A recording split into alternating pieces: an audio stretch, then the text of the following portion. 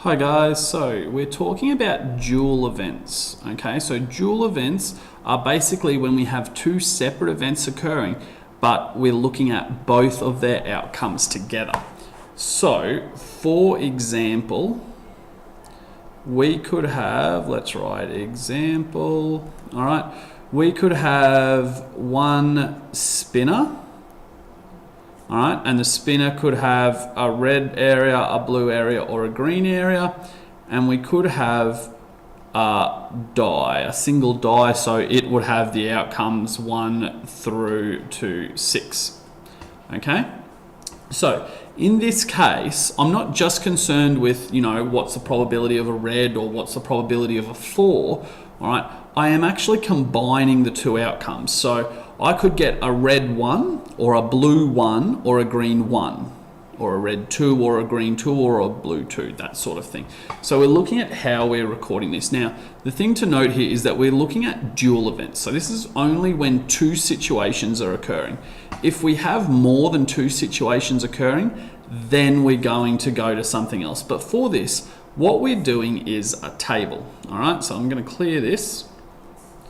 All right, so we're going to look at a probability table. So I'm going to use that one that we had last time just before in the example. So we have a spinner with red, blue, and green, and we have one die with the options of 1 through to 6. So what I'm going to do is I'm going to create a table to show all of the outcomes, okay? So my table, there's my table. Now across the top, I'm going to have the 3 different outcomes of my spinner. I'm going to have red, blue, or green. So I've got 3 columns, red, blue, green. I'll label them at the top with R, B, and G. And so then across the side here, going in rows, we're going to have 1 through to 6. So I'll need 6 rows. So makes 1, 2, 3, 4, and then I'll split this one into 2 to make 6.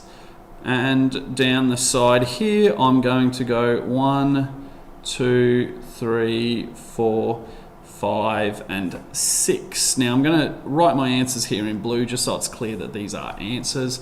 So if I got a red on the spinner and a 1 on the die, I would call that 1 red. It doesn't matter which order you put them in.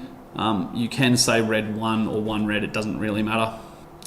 If I got a 1 and a blue, I'd call it 1 blue.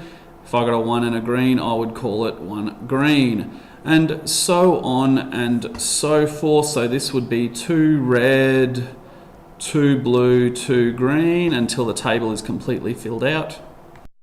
And once the table is completely filled out, I can see that there is actually 18 different outcomes. 1, 2, 3, 4, 5, 6, 7, 8, 9, 10, 11, 12, 13, 14, 15, 16, 17, 18 different outcomes. Because note that a 6 red is a different outcome from a 6 blue. Okay, so now when I'm looking at probabilities, I know that there are 18 outcomes that I'm looking at. So today's quote: people who think they know everything are of great annoyance to those of us who do.